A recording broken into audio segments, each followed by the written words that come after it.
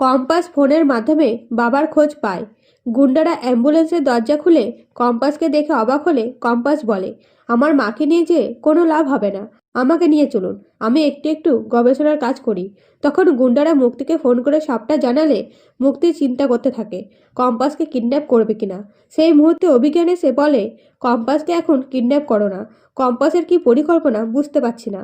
তখন মুক্তি গুন্ডাদের বলে কম্পাসকে ছেড়ে দিতে। এদিকে ঋতুজা অখিলেশকে বলে, কম্পাসের বাবাকে কিডন্যাপ করা হয়েছে, এই ব্যাপারে তোমার কোনো হাত নেই তো? তখন অখিলেশ বলে, আমি এসব থেকে বেরিয়ে আসতে চাইছি। আমি কম্পাসকে পছন্দ করি না, কারণ কম্পাস আমার ওপর প্রতিশোধ নিতে আমার ছেলেটাকে বিয়ে করেছিল, আমার ছেলেকে ঠকিয়েছিল, সেটাই আমি মানতে পারি না। এইসব শুনে ঋতুজা চুপ করে যায়। এরপরে মুক্তি অখিলেশকে ফোন করে বলে, তুমি কার তরফে বুঝতে পারছি না, সংসার পরিবার এইসব সামলাতে গিয়ে ব্যবসাটাকে খারাপ করো না। অভিজ্ঞান বাবু এসেছিলেন, তোমার সাথে মিটিং করতে চায়, কখন আসবে তুমি? তখন অখিলেশ বলে, আমি বেরোচ্ছি। তখন মুক্তি বলে, আমি তোমাকে নিয়ে খুব কনফিউজ। তখন অখিলেশ বলে, আমি যা করছি তোমার সাথে পরিকল্পনা করেই তো করছি। তখন মুক্তি বলে, এই সংসার আমার, তুমি যত তাড়াতাড়ি সম্ভব ঋতুজাকে বাড়ি থেকে বের করে আমাকে নিয়ে যাবে।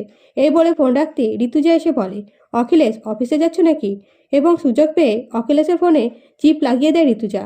আর কম্পাসকে বলে, অখিলেশের ফোনে ট্র্যাক করে সব জানতে পারবি, আমি চিপ লাগিয়ে দিয়েছি।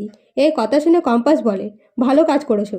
এরপরে কম্পাস মেঘমালাদের বাড়ি পাঠিয়ে দিয়ে নিজে ল্যাপটপ নিয়ে বসে অখিলেশদের কথা শোনার জন্য।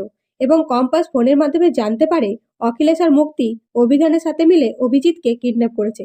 তো বন্ধুরা, ভিডিওটা ভালো লাগলে লাইক করবেন। ধন্যবাদ।